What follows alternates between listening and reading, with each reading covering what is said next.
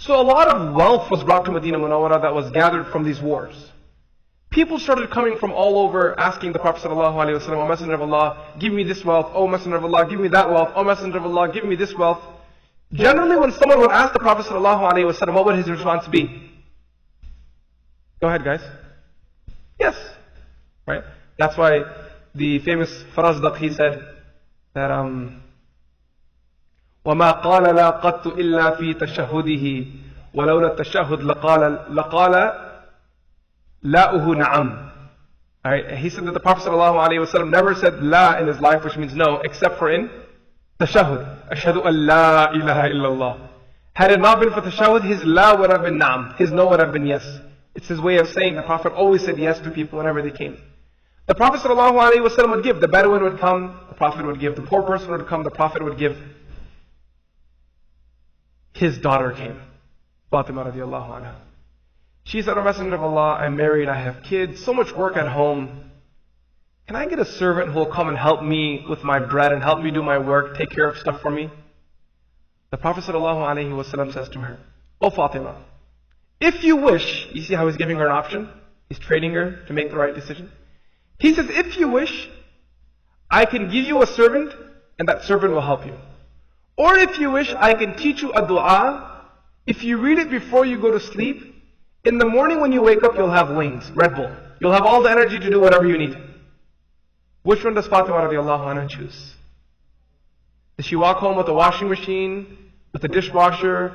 Does she walk home with a roti-matic, or does she walk home with the dua? She says, O Messenger of Allah, teach me the dua. And the Prophet ﷺ taught her the dua, which we today know as Tasbih Fatimi. We read it after every salah. But this dua was actually taught to the Prophet, by the Prophet, to Fatima radiallahu anha, originally to be read when? Before going to sleep.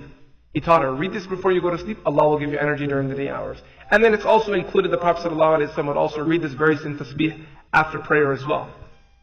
We come to Ibrahim a.s.'s example.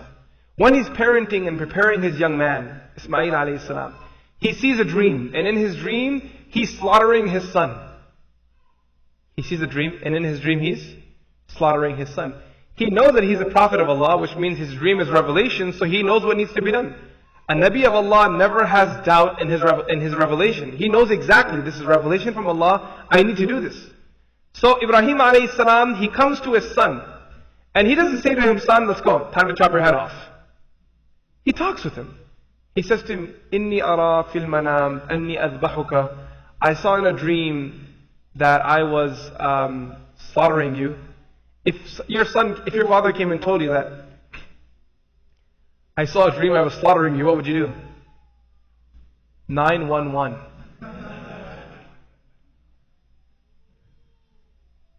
Gone crazy. Gonna slaughter me. But he comes to his son, he says, Inni ara fil manami anni adbahuka, that I'm sacrificing you. Fanzur madha tara. Allahu Akbar. How did he say this to his son? He said to his son, so see what your thought is. Fanzur madha tara. Why don't you go and give this some thought? Ibrahim a.s., look at this. He realizes that his son is going to be cut off guard by this. But not only that, but Ibrahim a.s. himself has emotions. Imagine how difficult his dream must have been. So he doesn't take a direct command in doing things himself. He comes to his son and says, what are your thoughts? Run this scenario. How many times has it been that as parents we've made our mind up that we were going to do something? Do we really give our kids a choice?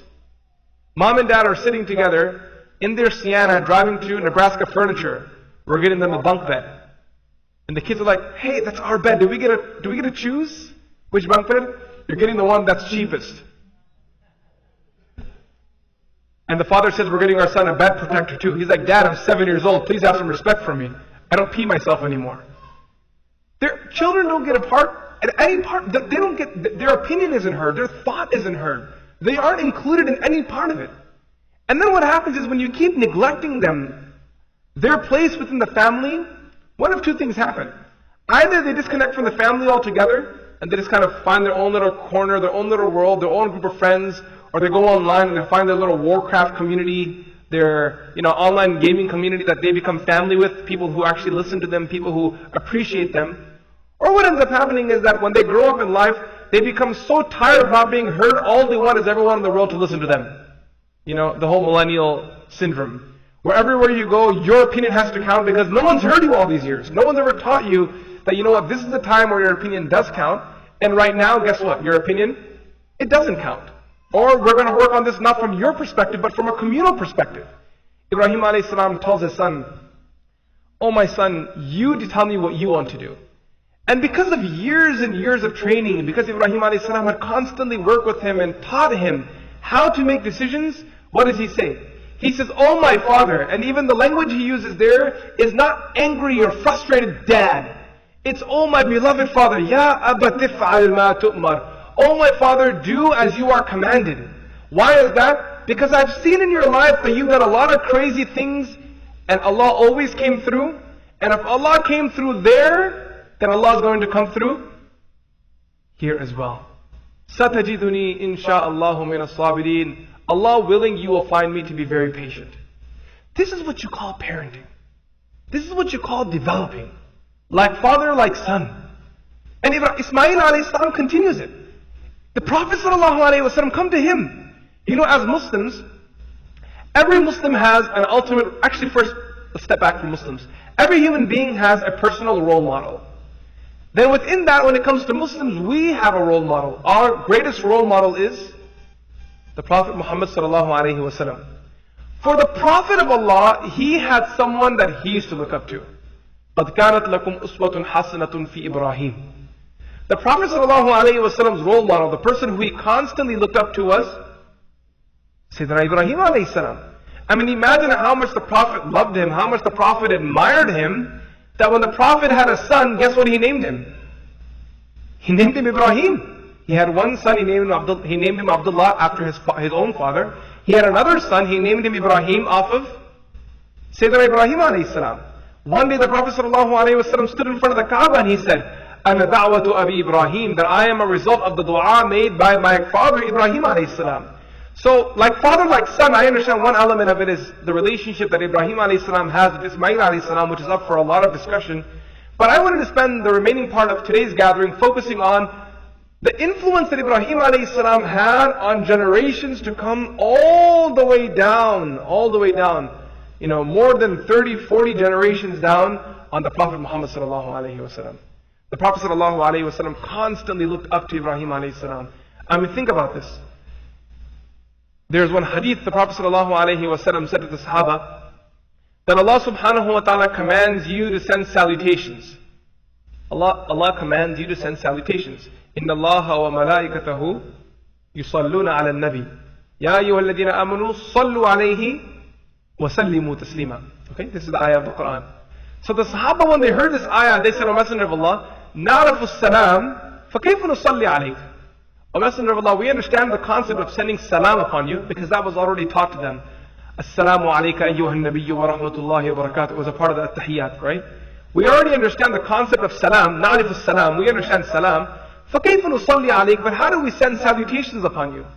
So the Prophet ﷺ said to them, قُولُوا, say, اللهم صل على محمد وعلى آل محمد كما صليت على who? Ibrahim. Out of all the prophets, whose name is mentioned here? Ibrahim. Because the Prophet ﷺ saw a grand example in him. Look at this. The Prophet ﷺ will constantly reflect and find his context, his life being parallel to the life and context of Sayyidina Ibrahim alayhi.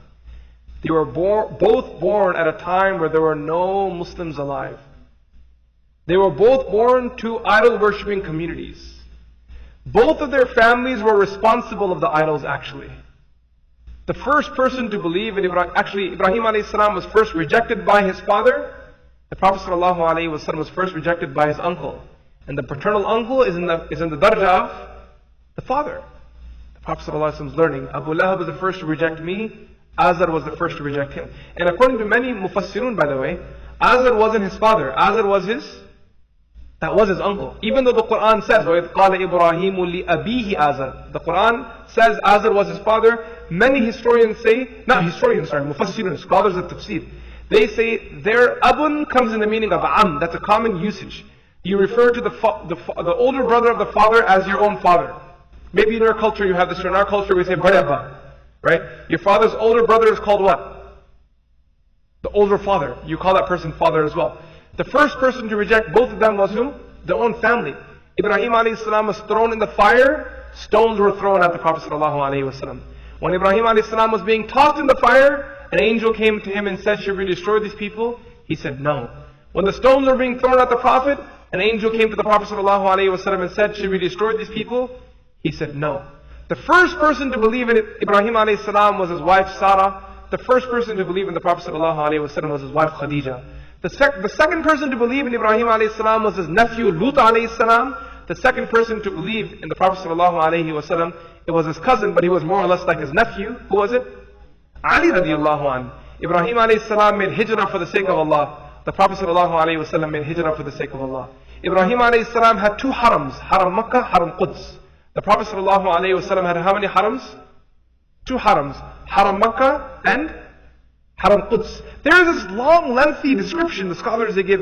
If you study their lives side by side, you will find so many similarities, so many things that you can learn between them. Ibrahim alayhi salam's example, his legacy was so beautiful, it was so strong, so well constructed, and his succession plan was so well thought out.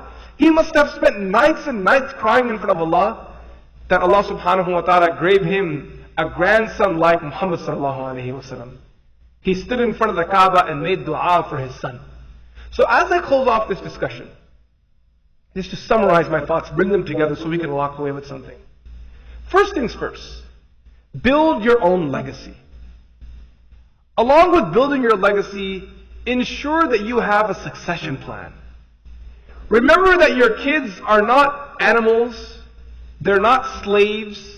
Not that you should ill-treat animal or slaves or mistreat animals or slaves. They are a gift from Allah subhanahu wa ta'ala. Treat your kids with respect. Treat them with dignity. If you want your kids to come and love you tomorrow, you have to learn to respect them today. You can't hush them off like flies that are bothering your nose. You can't constantly be angry with them. Once a father brought his son to me. He said, my son is disrespectful.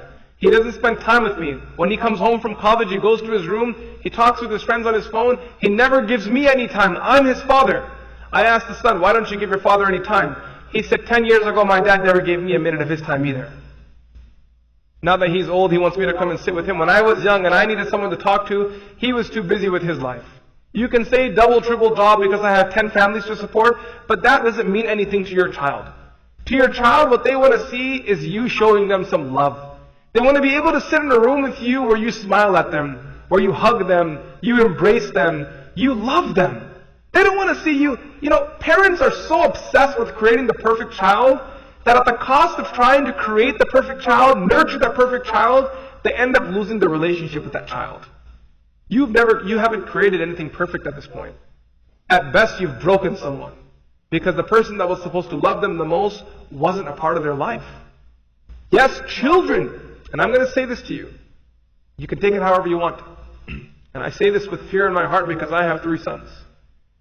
Our own children will stand in front of Allah on the Day of Judgment and they will say, Ya Allah, if you're going to send me to the fire of hell, make sure they get double the punishment. This is in the Quran. What did I say? Go ahead guys, talk. Where is this? يَوْمَ تُقَلَّبُ وُجُوهُهُمْ فِي النَّارِ. On that day, their faces will be flipped in the fire of hell like pancakes are flipped on a skillet. يَقُولُونَ يَا لَيْتَنَا أَطَعْنَا اللَّهَ وَأَطَعْنَا الرَّسُولَ. They will say, only if we were obedient to Allah and the Rasul sallallahu alayhi wa sallam. وَقَالُوا رَبَّنَا إِنَّا أَطَعْنَا سَادَتَنَا وَكُبَرَاءَنَا فَأَضَلُّونَ السَّبِيلَ. Oh Allah, I followed their example. These were the people who I followed. رَبَّنَا آتِهِمْ ضِعْفَيْنِ مِنَ الْعَذَابِ. Whatever punishment you've destined for me, make sure they get double the punishment. وَلَعَنْهُمْ لَعْنًا كَبِيرًا. And give them the greatest curse there's available. Curse these people. These were the worst people. Not only that, in another place, Allah subhanahu wa ta'ala says in the Quran, in the 22nd juz of the Quran, a very similar message. Actually, moving on, not too many pages after, the very same message is repeated again, where Allah subhanahu wa ta'ala talks about the younger and the older having this communication, where one will blame the other and the other will blame the other. So we have to remember that we have a responsibility to our children. There's a narration, a father once came with his son. He said, Amir al-Mu'mineen, my child is abusive to me. Umar radiallahu anhu said, bring your child. He then ordered someone to bring the durra, bring the whip. Umar radiallahu anhu was getting ready to punish him.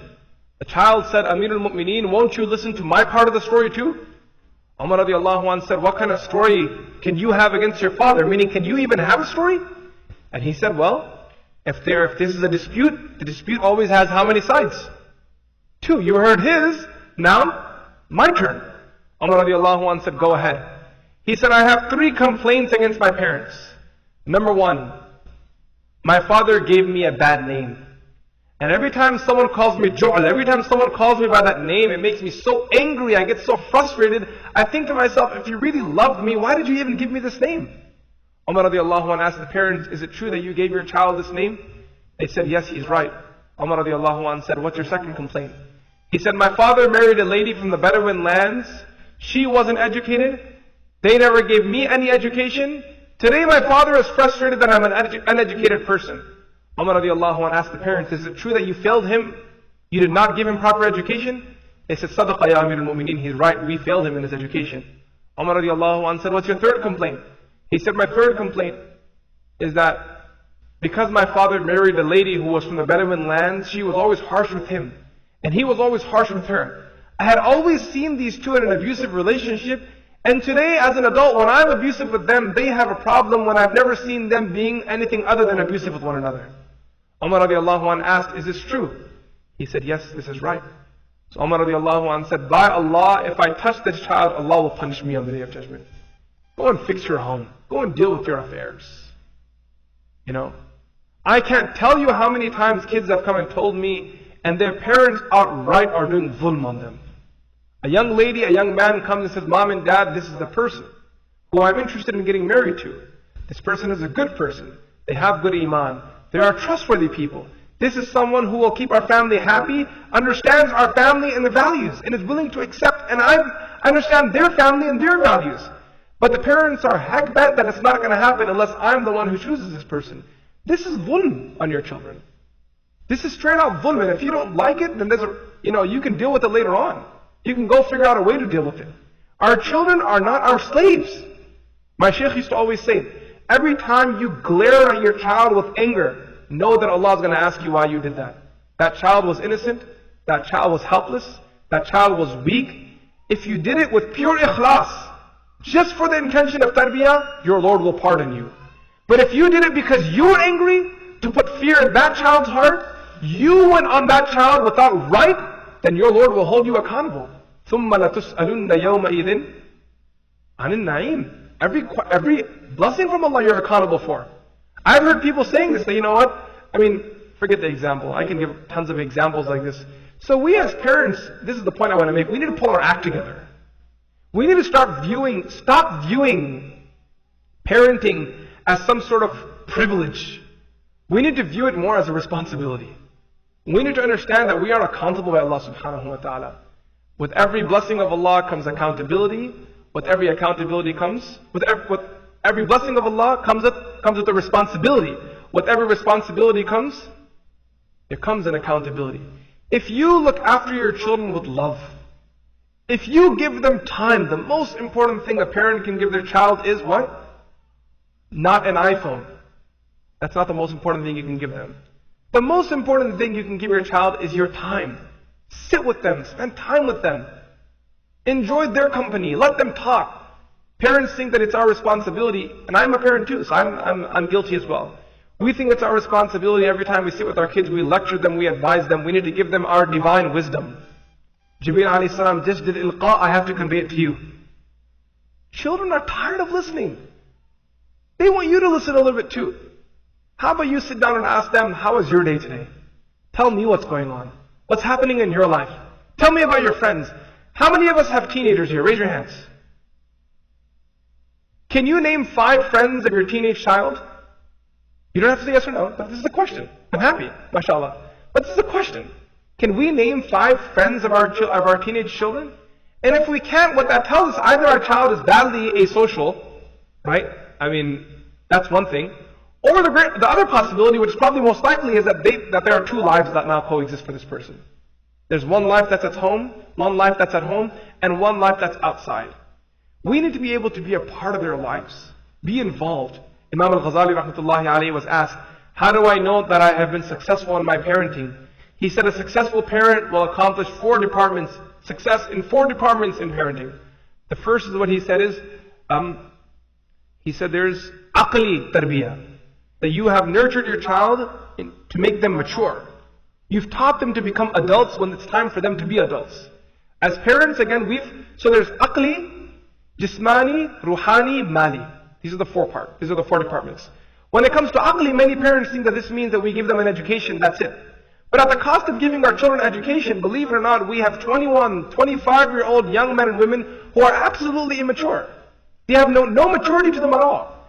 The previous generation, 1 or 2 generations back, people weren't as educated. They didn't have an MBA and MBBS. They didn't have all these degrees, but these people were mature. Their parents taught them responsibility. They taught them how to clean their own clothes. They taught them how to look after themselves. Children walk out of their bedroom today because they think that their mom's going to come and fix their bed. They leave their laundry on the ground because their mom's going to come and clean it. This is the part of tarbiyah of your children, that you intellectually prepare them. Intellectually, and you make them mature. You teach them how to look after themselves. Then comes jismani, that you physically nurture them. Take care of them. Feed them what they need to be fed. Not feeding them junk.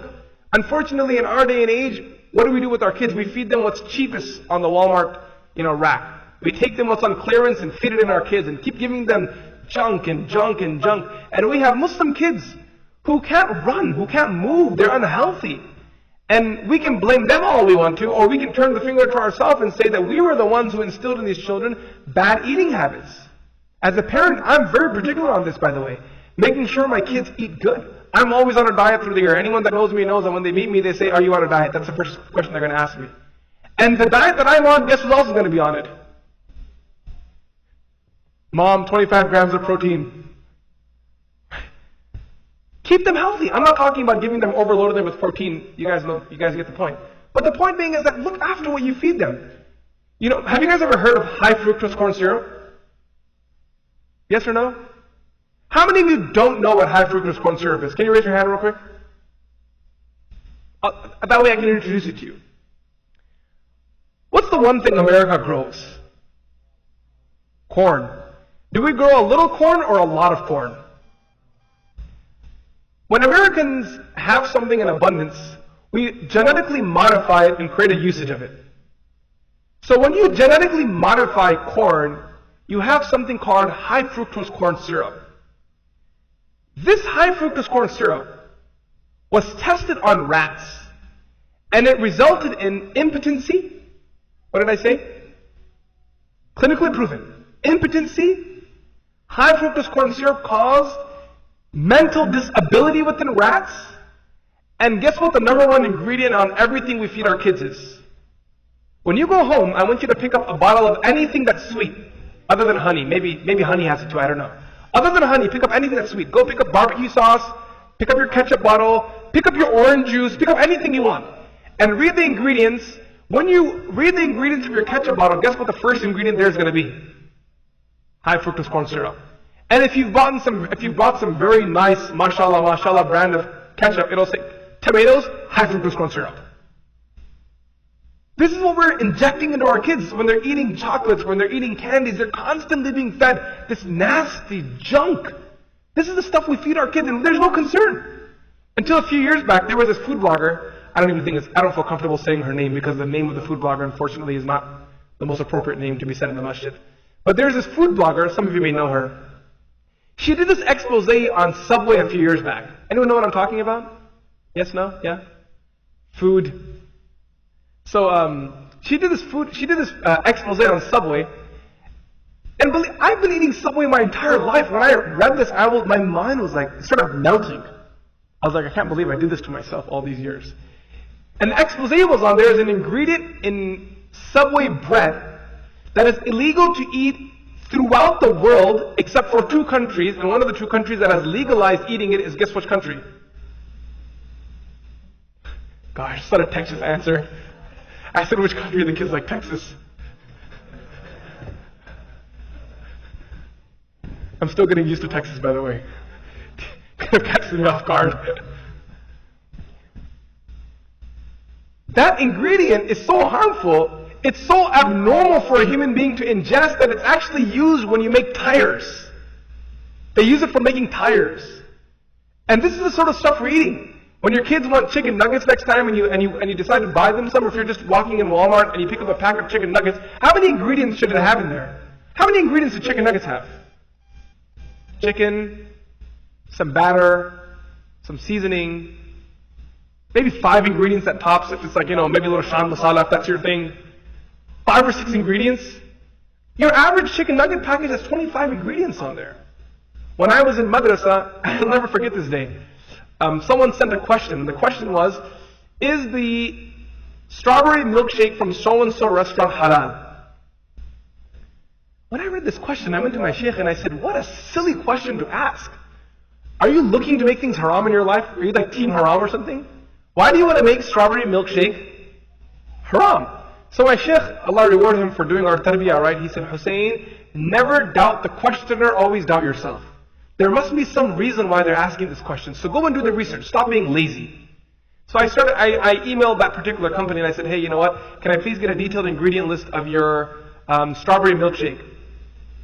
I remember reading through it. There were 20 odd ingredients, which there shouldn't be, by the way. Strawberry milkshake should have how many things? Milkshake, some ice cream, milk, strawberries. If you like it sweet, a little sugar in there. That's it, right? This had 20 ingredients. By Allah, I swear by Allah, I take an oath by Allah, not one of those 20 ingredients was strawberry. By Allah, not one of those 20 ingredients was strawberry. And this is the sort of junk we're feeding our kids. We have to really fix our attitude to this.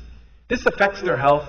This affects their personality. When you have kids that are unhealthy, you think that doesn't affect their mentality. You don't think it affects their mental stability. You don't think it affects their emotions. You don't think it affects who they are and how they view you and how the world views them. This is very important. And he then says, making sure that you financially provide for them, that's also a responsibility you have. And the last thing Imam Ghazali rahmatullahi alayhi said is that you spiritually provide for them too. Where you sit with them, you educate them, you teach them, share with them stories of the prophets. Share with them your experiences. Every one of you sitting here, I know for a fact, has a bag load, a book load of beautiful spiritual experiences you've had in your life.